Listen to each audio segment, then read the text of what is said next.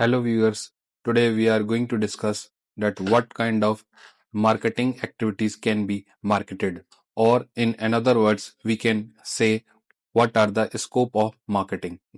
तो बेसिकली हम इसमें अगर एज ए स्कोप बात करें या what can be marketed activities की बात करें तो there are number of activities which can be marketed like goods services events experience persons place properties organisation idea information. ये सारी वो एक्टिविटीज हैं जिनको हम किसी न किसी तरीके से एज ए स्कोप भी देख सकते हैं और ये सारी एक्टिविटीज की कहीं ना कहीं किसी न किसी तरीके से मार्केटिंग होती है।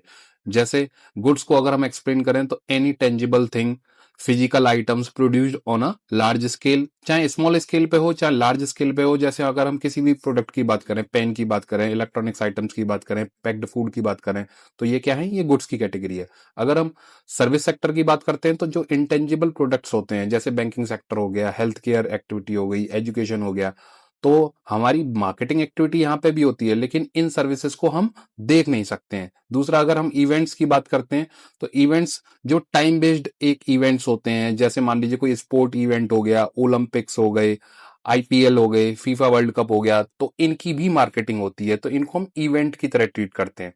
एक्सपीरियंस की बात करें, जैसे बहुत सारे थीम पार्क होते हैं, एडवेंचर टूरिज्म होता है, तो जहां पे कोई भी इंडिविजुअल किसी भी टाइप का एक्सपीरियंस करता है तो उस एक्सपीरियंस की भी मार्केटिंग की जाती है जिसके थ्रू लोग ज्यादा से ज्यादा अट्रैक्ट हों और उस एक्सपीरियंस को गेन कर सकें।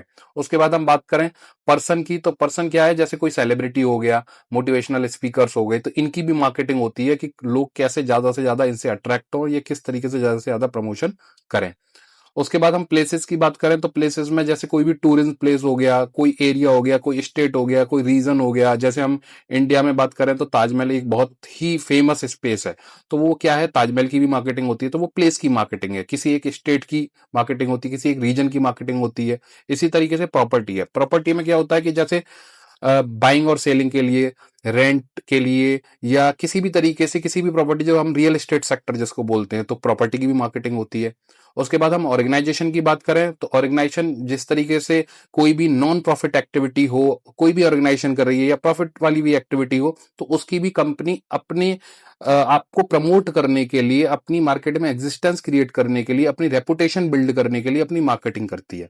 उसके बाद हम इंफॉर्मेशन की बात करें तो बहुत सारी ऐसी इंफॉर्मेशन भी होती है, ऐसा डेटा भी होता है, ऐसी नॉलेज भी होती है, ऐसा एजुकेशनल मटेरियल भी होता है जिसकी मार्केटिंग की जाती है।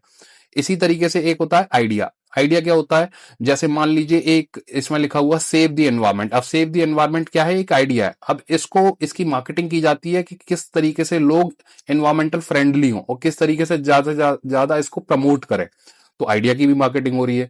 तो इस तरीके से हम यहाँ पे जो जितने भी पॉइंट्स हैं ये हमने डिस्कस किया है, जो स्कोप ऑफ मार्केटिंग और what things can be marketed. So thanks for watching, like and subscribe our channel. Thank you.